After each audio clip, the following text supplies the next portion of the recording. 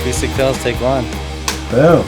I'm Chip Heuisler. I own Tunes, which is a record store that's been in Hoboken here since 1995.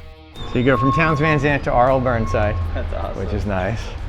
In high school, a friend of mine and I were DJs. We went to high school in Philadelphia, and we spent about a year just building our record collection, and then we started a DJ business. And this was in the 80s, so we were trying to be a little bit different than the standard DJs. We were playing, Violent Femmes, Cure, things like that. And that friend of mine had a chance to open up a CD and cassette shop at the beach on the boardwalk in Ocean City. And then in '95 we expanded and I moved up to open this store here in Hoboken. Really fell in love with the city right away. And I had heard of Maxwell's, but I didn't really know the full history. Probably within a couple months, Maxwell's approached us to carry tickets, and we were more than happy to do that. It was a great way to kind of, get real credibility from an institution like Maxwell's to say, hey, you can now get tickets for all of our shows at Tunes. There were some great shows there and got to see, a ton of unbelievable artists. To get to see Beck there or the Black Keys there. This is one of the prized possessions. Show with Mary Lou Lord, Elliott Smith, Danielle Howe. At Maxwell's with special guest Steve Earle. Can you imagine seeing Steve Earle and Elliott Smith together at the same show? Pretty cool. Vinyl is absolutely back. Each year I keep thinking, all right, well, it's going to plateau, and it just seems to keep going. Mainly we're selling Audio-Technica turntables and Edifier speakers. It's just a great combo, especially for people in apartments. Nowadays turntables have built-in phono preamps and the speakers are powered, so that's all you need. This part of the store, we've got some vinyl that's on sale. What's on the wall here is what we call the collector's wall, which is any used record that we're pricing at 40 and up. For a lot of the regular customers, that's where they're gonna go first. It's just the new arrivals. Just flip through the front sections of the new arrivals, see if anything's come in, and you always find something that just came in yesterday. Still sealed. Neil Young comes to town. Don't go wrong with that.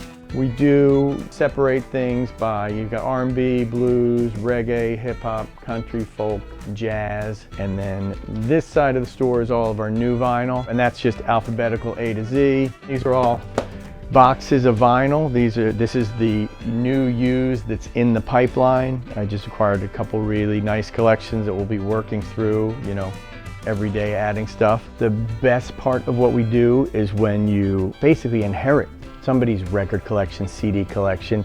This is something that they've passionately collected for, years, decades it can be, and it has a lot of meaning to them. So if you can be respectful, take care of them, offer fair value for what they're bringing you, it can be a great transaction for everybody because they get the comfort of knowing that that music that they love so much is now going to the next listener. If you look behind and you see some of the records on the wall, that person who collected Grateful Dead or Anthrax, they love those records. They listen to them all the time, and now somebody else gets to come in and own that record that they bought in 1976 or whatever the year is. It's cool. There it is. Okay. Two records that I would always bring with me whenever I traveled. One was Bob Dylan, Blood on the Tracks, and the other was The Clash, London Calling. So definitely two that are in my top 10 of all time.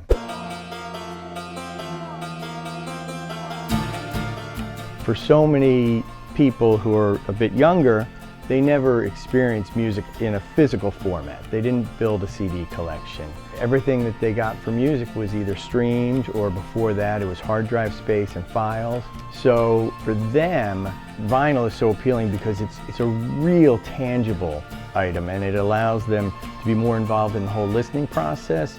Sometimes you get liner notes, you get the creative aspect of artwork and photographs, things like that. You have to open the jacket, take out the sleeve, take the record out, put it on the turntable, maybe clean the record, drop the needle.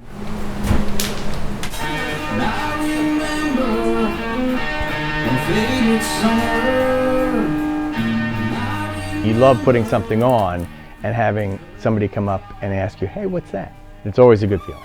It's been really great to watch a young person get a turntable, buy Black Sabbath and Fleetwood Mac or whatever it is that they want to buy and listen to. It's been fun.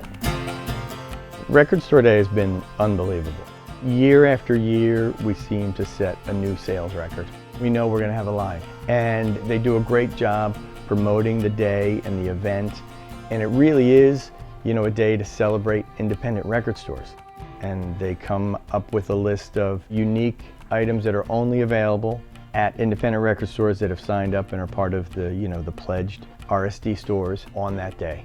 You know, there's enough titles that will always keep, you know, stock of the previous record store day titles, but people come in right away and flip through it, and we sell things out of the RSD bins all the time. The unbelievable side effect of Record Store Day and the way they promote their specific titles, you've got a lot of people coming in for those, but once you have that sheer number of people in your shop, the other used records, the other new records, you know, posters, incense, whatever else it is, you know, that you carry, you sell more of that day too. It's just, I mean, it's great.